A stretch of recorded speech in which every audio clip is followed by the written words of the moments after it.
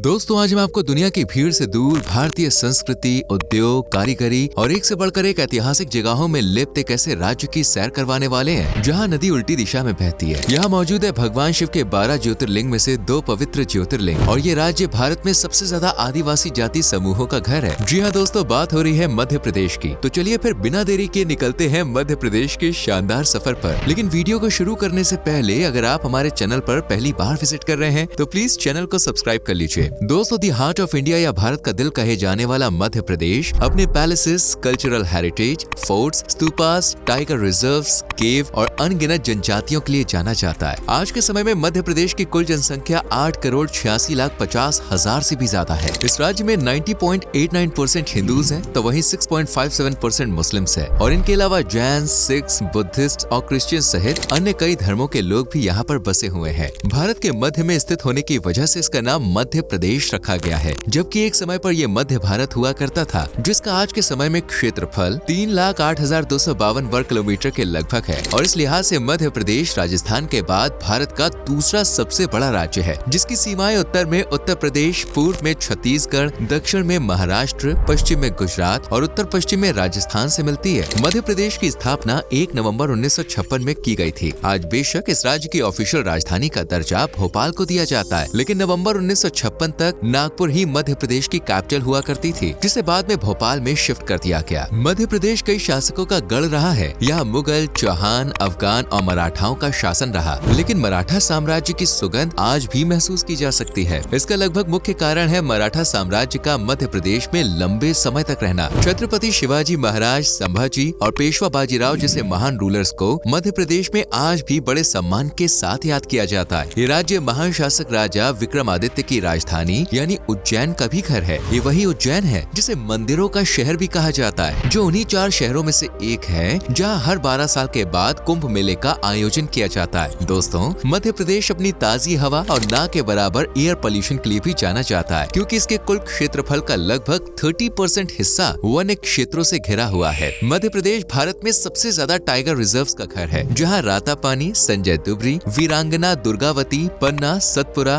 बांधवगढ़, पेंच और कान्हा जैसे 8 tiger reserve हैं, जबकि यहाँ 12 नेशनल पार्क्स और 24 वाइल्ड लाइफ सेंचुरीज भी हैं, जहाँ टाइगर्स, एलिफेंट्स, डियर, बारहसिंगा जैसे आम जानवरों के साथ साथ पूरे भारत में अपनी धाक जमाने वाले रॉयल बंगाल टाइगर्स का भी मेला लगता है। बांधवगढ़, पन्ना और पेंच सहित Satpura tiger reserve royal Bengal tigers की सबसे ज्यादा संख्या के लिए ही जाने जाते हैं, इसलिए मध्य प्रदेश को लैंड ऑफ टाइगर्स भी कहा जाता है। वैसे जंगल की बात चल रही है तो चलिए अब आपको मोगली से भी मिलवा देते हैं। जी हाँ, वही मोगली जिसके ऊपर पूरी दी जंगल बुक लिखी जा चुकी है और मूवी भी बनाई जा चुकी है। आपने तो देखी होगी और ना जाने कितनी ही कॉमिक्स भी बनवाई जा चुकी है। लेकिन शायद ही आप जानते हो कि जंगल बुक असल में मध्य प्रदेश के जंगलों से ही प्रेरित है। इसे कान्हा, पेंच और मध्य प्रदेश के बाकी जंगलों और रिजर्व से इंस्पायर होकर ही लिखा गया था। मध्य प्रदेश पन्ना यानी दी डायमंड सिटी का भी घर है। कहते हैं कि पन्ना की धरती हीरा उगलती है और डायमंड प्रोडक्शन में ये शहर पूरे भारत में पहले नंबर पे है, जिसकी बदौलत मध्य प्रदेश भी डायमंड का घर बन चुका है, जहाँ 50 किलोमीटर से भी ज्यादा एरिया में हीरा पाया जाता है। मध्य प्रदेश हर साल 1 अरब के लगभग हीरे का कारोबार करता है और दुनिया भर से यहाँ हीरा कारोबारी हीरा खरीदने के लिए पहुँचते हैं। हालांकि डायमंड के अलावा ये राज्य अन्य खनिज संसाधनों के मामले में भी एक समृद्ध राज्य है, जहाँ कॉपर का सबसे ज्यादा भंडार है। खनिज संसाधनों की इसी जाल की बदौलत मध्य प्रदेश की इकोनॉमी दिन दुगनी रात चौगनी तरक्की कर रही है। हालांकि इस तरक्की में एग्रीकल्चर का भी उतना ही कंट्रीब्यूशन है। यहाँ आज भी ज्यादातर लोग जमीन से जुड़े रहना पसंद करते हैं, इसलिए राज्य की 70% आबादी कृषि और उससे जुड़े कामों पर डिपेंड है। मध्य प्रदेश में लगभग 169.48 लाख हेक्टेयर जमीन खेती के लायक है, यानी लगभग आधा हिस्सा, जिस पर मटर, गेहूं, केला, संतरा, आलू, प्याज, धनिया, सरसों और सबसे जरूरी सोयाबीन उगाई जाती है। मध्य प्रदेश हीरे और तांबे की तरह सोयाबीन के प्रोडक्शन में भी नंबर 1 है, इसलिए इसे सोया प्रदेश भी कहते हैं। इसके अलावा राज्य civil services, manufacturing, industries, sugar paper, textile, steel factories और बैंकिंग सहित अन्य उद्योगों के चलते 15 लाख करोड़ की जीडीपी तक पहुंच चुका है, जो बीते साल यानी 2023 के मुकाबले 0.6% ज्यादा है। यहाँ प्रति व्यक्ति औसतन साल का 1,53,000 रुपया तो कमाते ही है। इस तरह ये भारत के सबसे अमीर तरीन राज्यों और सबसे ज्यादा पर कैपिटा वाले राज्यों की लिस्ट में भी शुमार होता है। हालांकि मध्य प्रदेश एक समय पर सबसे गरीब, लाचार और भुखमरी से सराबोर राज्यों की लिस्ट में शुमार था, लेकिन आज राज्य तरक्की की ऐसी राह पर चल पड़ा है कि पूरा भारत मध्य प्रदेश की तरफ टकटकी लगाए देख रहा है। राज्य की तरक्की में सबसे बड़ा हाथ यहाँ रहने वाले लोगों का है, जो न सिर्फ मेहनती, कामकाजी और मिलनसार माने जाते हैं, बल्कि 73.7% लगभग लिटरेसी रेट के साथ पढ़े लिखे लोग की लिस्ट में भी शुमार होते हैं। दोस्तों, भारत की सबसे पुरानी नदी है नर्मदा, जिसे मध्य प्रदेश की जीवन रेखा माना जाता है। अमरकांटक की पहाड़ियों से निकलने वाली ये नदी भारत की 5वीं जबकि मध्य प्रदेश की सबसे बड़ी नदी है, जो बाकी नदियों से अलग उल्टी दिशा में बहती है। बाकी नदियाँ जहाँ पश्चिम से पूर्व की ओर बहती हैं, वहीं नर्मदा पूर्व से पश्चिम दिशा में बहती है। आपको बता दें कि मध्य प्रदेश भारत में सबसे ज्यादा आदिवासी समुदाय वाला राज्य है। प्रतिशत के लिहाज से देखें तो राज्य में 21% से ज्यादा आदिवासी जनजातियां बसी हुई हैं, जिनमें भिल,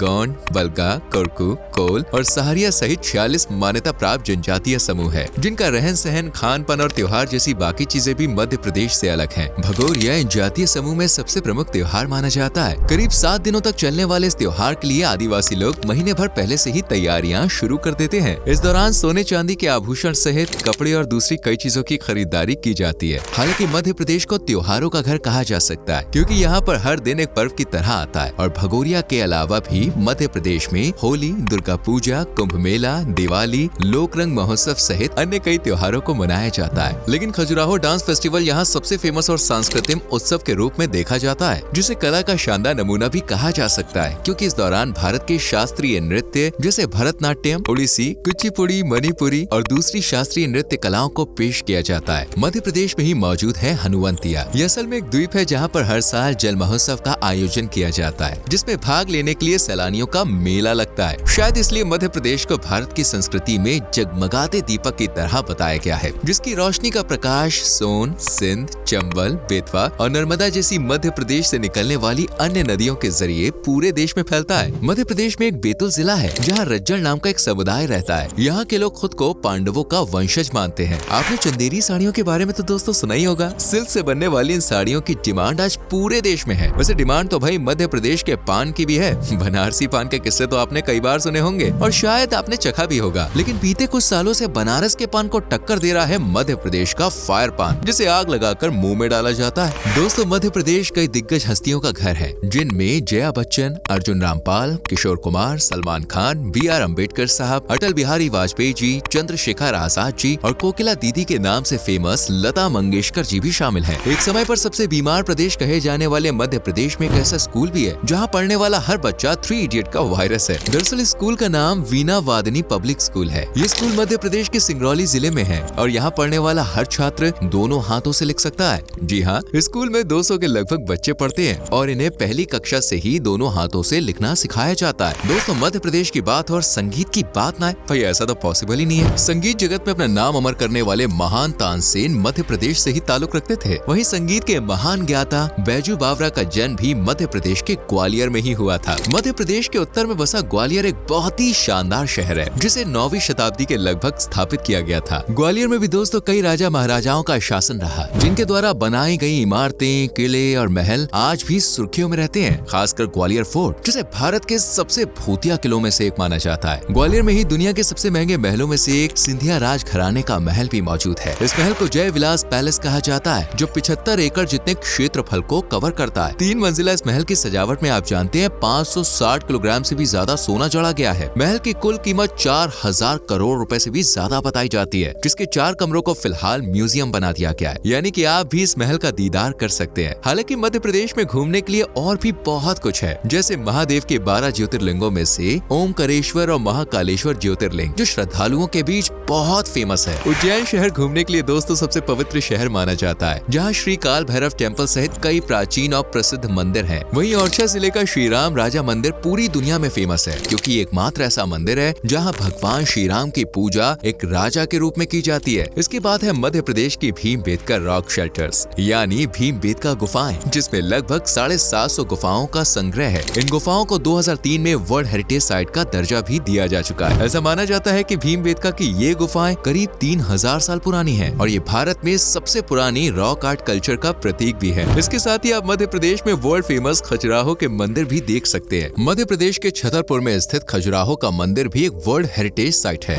मध्य प्रदेश की तीसरी वर्ल्ड हेरिटेज साइट और सबसे खूबसूरत जगह है सांची स्तूपा, जिसे 3री शताब्दी ईसा पूर्व सम्राट अशोका द्वारा बनवाया गया था। वहीं मांडू शहर में मौजूद मांडू फोर्ट भी किसी से कम नहीं है। इनके अलावा आप मध्य प्रदेश में इंदौर, भोपाल, ग्वालियर जैसे शानदार शहर, बी फॉल्स और अप्सरा विहार के झरने, नदी, पवित्र नगर और मंदिर भी देख सकते हैं। साथ ही चख सकते हैं यहाँ का स्वादिष्ट खाना जो जायके से भरपूर होता है, स्पेशली वड़ा पाव, जिसका जादू अब पूरे भारत में फैल रहा है। मध्य प्रदेश आप अपने ट्रांसपोर्ट से, ट्रेन से, फ्लाइट से, किसी से भी पहुँच सकते हैं और यहाँ घूमने के लिए आपको 40,000 से 50,000 रुपए काफी है। वीडियो को लाइक और शेयर भी कर देना और हाँ, चैनल को सब्सक्राइब करके बेल आइकॉन प्रेस कर लेना जिससे आने वाली वीडियोस मिस ना हो।